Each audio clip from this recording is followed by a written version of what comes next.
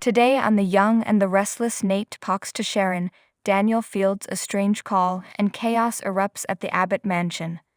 At Crimson Lights, Nate flashes to having sex with Victoria and Elena confronting them in LA. Sharon comes along with a refill, and they chat about Neil's celebration of life. She senses something's off and asks, "What's wrong?" In her bedroom, Elena picks up a photo of Nate and flashes to telling him she would let go of her suspicions about his motives. He vowed to prove he was the man she fell in love with, and later declared that he had been working hard for their future together. She wipes away tears. On the Abbott sofa, Diane wishes she and Jack could stay wrapped in each other's arms forever. She feels bad about driving Summer from the house. Jack assures her they'll find their way through this. Diane hopes that Kyle will find her and convince her they can all live under one roof. Just then, Tucker and Ashley walk in. Ashley gawps, "Oh my God, what are you doing here?" At Society, Kyle looks around and then pulls out his phone to call Summer.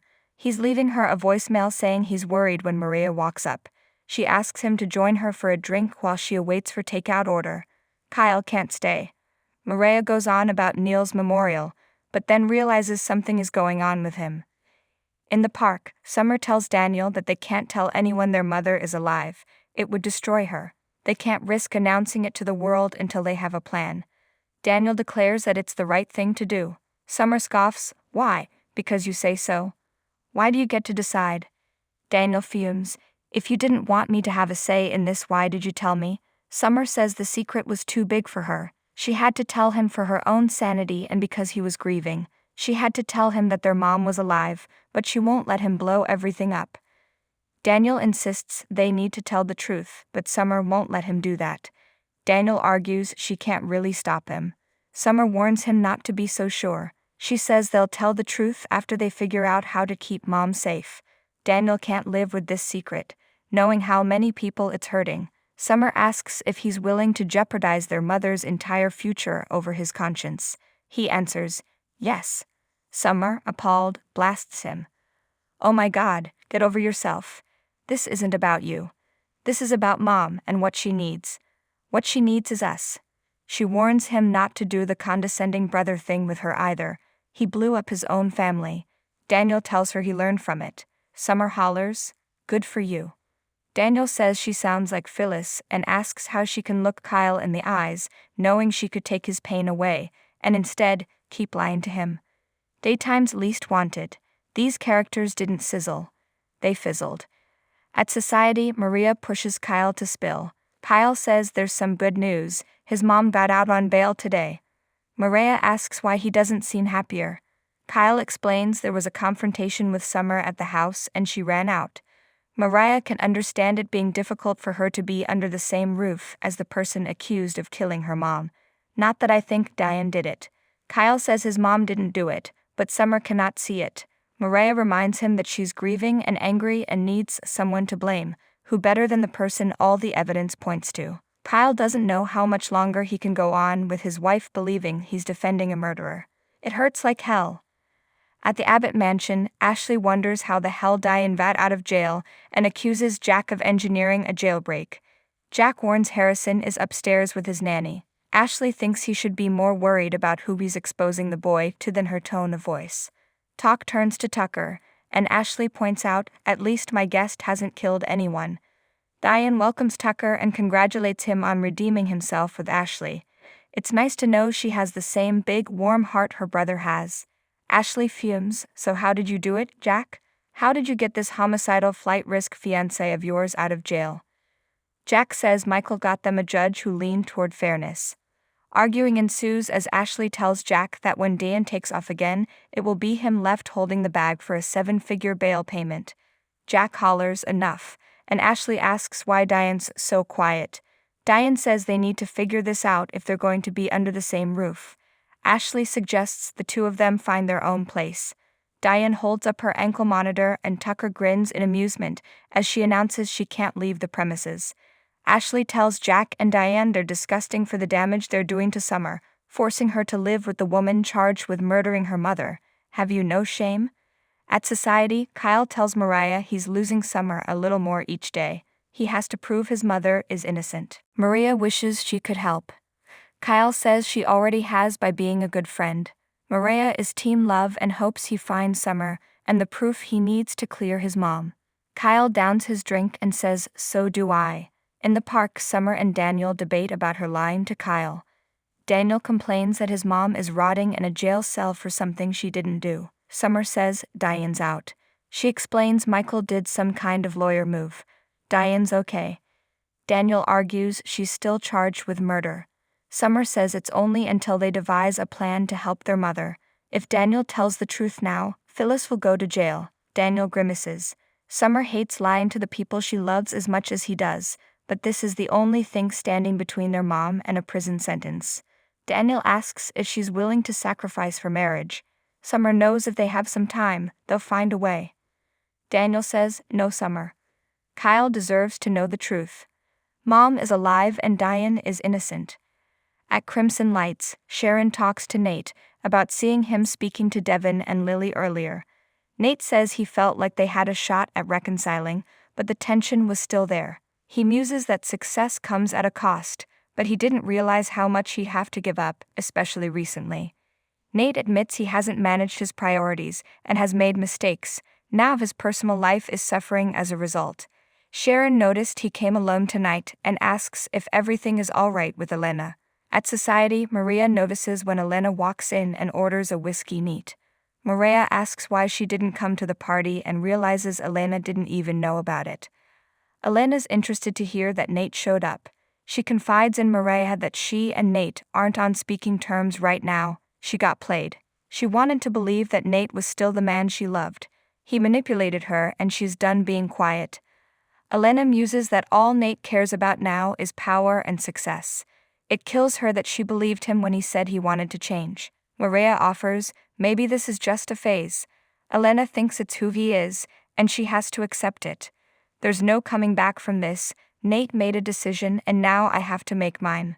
Kyle finds Summer in the park and she asks, "Did you talk to Daniel?"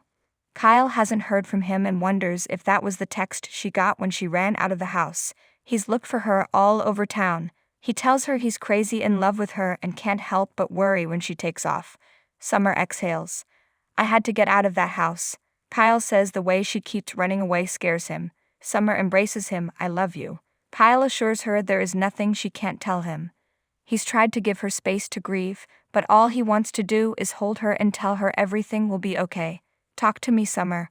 Whatever it is, we've got this." Summer says seeing Diane out on bail was the last thing she expected. "I saw how happy you were that she's free.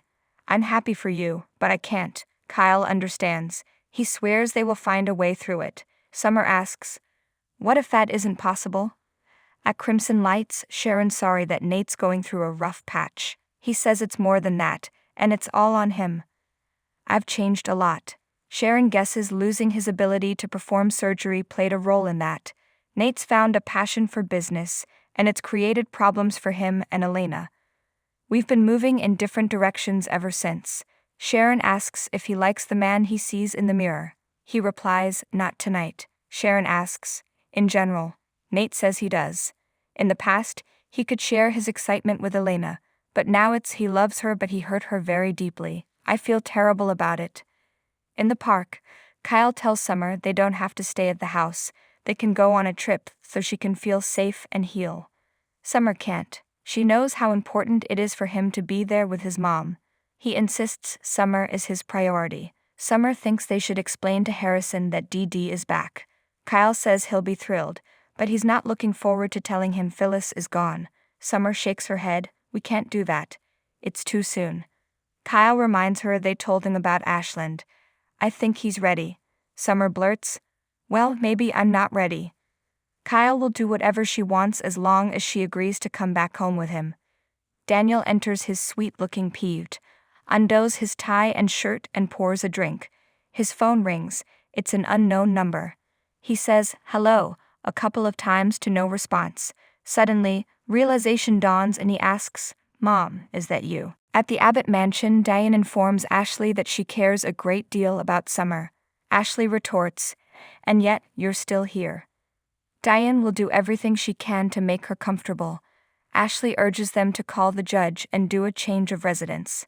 Kyle and Summer come in as Ashley and Jack get into it about her and Phyllis's common goal of destroying Diane. Ashley says since she's standing there wearing his ring, they failed miserably. Jack says that's love, not that she'd know anything about it. Tucker mutters, "That's a matter of perspective," and Jack booms, "You stay out of this."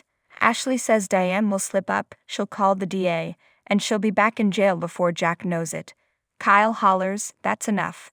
If any of you give a damn about Summer, you'll leave her out of your feud." Diane raises an eyebrow smugly at Ashley. In his suite, Daniel tells his mother on the phone not to be mad at Summer for telling him. "I'm glad she did. It means you're alive, right? The thought of getting to see you again, getting to talk to you, actually talk to you. Summer told me why you left. You can't just disappear, Mom. You can't." He tells her she can't put Summer in that position. "It's cruel. I know that you love us too much to keep hurting us, so just come back. They can figure it out. Come back, and we can be a family again." The line disconnects. Daniel finishes his drink and heads out the door. At Crimson Lights, Sharon tells Nate that hurting your partner may be inevitable, but that doesn't mean it's not fixable. Nate launches into a speech about how intoxicating power is. It made him reckless. Sharon urges him to talk to Elena and apologize. Perhaps he can repair the damage. Back in her bedroom, Elena flashes to dumping Nate in Los Angeles and telling him he's changed, and not for the good. She picks up a framed photo of the two of them and smashes it. At the Abbott mansion, Jack tells Summer he's sorry she had to overhear that. Diane asks if she's alright. Kyle snaps, "No, she's not," and then takes Ashley to task for involving his wife in her issues with his dad. Ashley apologizes to Summer and Jack says he was out of line too. Kyle fumes, "This has to stop." Diane is sorry too. She knows that until she's proven innocent, it will be difficult for her to be in the same room as hers. Summer tells Kyle she can't take this anymore. Kyle announces he and Summer will be moving into the pool house with Harrison. Ashley thinks that's a smart idea. At Crimson Lights, Nate tells Sharon he screwed up before, so whatever forgiveness Elena had in the past, it's not happening now. He's now at the point of no return with no one to blame but himself. At home, Elena cries as she packs her suitcase. Hoisting it off the bed, she wipes her eyes and picks up the smashed photo, placing it back on the dresser. She takes a last look around and then walks out tearfully. At the Abbott house, Summer tells Kyle that living 100 feet away isn't likely to solve anything, but she loves him for trying to protect her. They agree that Harrison will like the idea. As they talk inside, Daniel arrives at the door outside. Summer tells Kyle that they need to tell Harrison about DD. Daniel watches as they embrace and turns away when Summer heads upstairs. As Kyle stands alone in the living room, Daniel takes off.